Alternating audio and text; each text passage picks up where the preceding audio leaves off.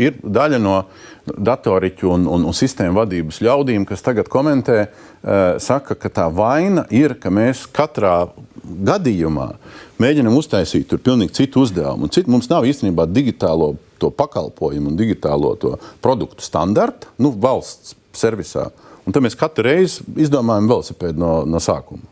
Tā nevajadzētu būt, un kolēģi noteikti vairāk var komentēt, bet tāpēc jau ir valsts digitālās attīstības aģentūra, kurā ir jābūt šim standartam, jābūt ir, teiksim, savietotāju sistēmām, kas ir kabināmas klāt e-pakalpojumi un autentikācijas pakalpojumi viss tā tālāk, un tas jau it kā ir. Tad šie virzieni un tie pamatprincipi tiek veidoti, lai nav visu laiku velosipēds. Tagad nākošais. Tad skeni, kas ir viena līmeņa, tas sākotnējais apstrādes jautājums un datu iegūšana un biļetēnu iegūšana un došana tālāk. Un to vēli, kas tur mākoņos, programmēja 2 dažādas kompānijas. Jā. Vai tas, vienmēr ir tā, ka 2 dažādi, no vienas puses diversificējam riskus, no otras puses vienmēr ir savienošanas, jeb savietošanas jautājums?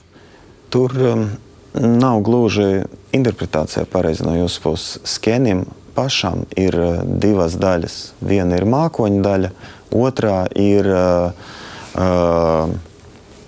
tā, kas atrodas klienta puse, kas pieslēgta pie datora un pie skenera.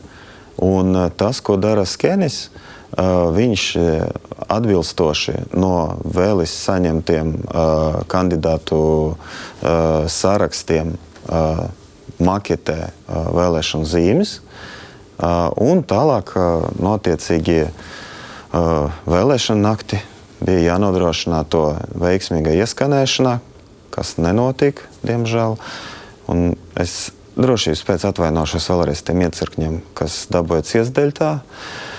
Un tad skenim bija mākoņa daļa, kur varēja skaitīt plusus un mīnus. Un tālāk vēlim atdeva tikai jau attiecīgi sarakstu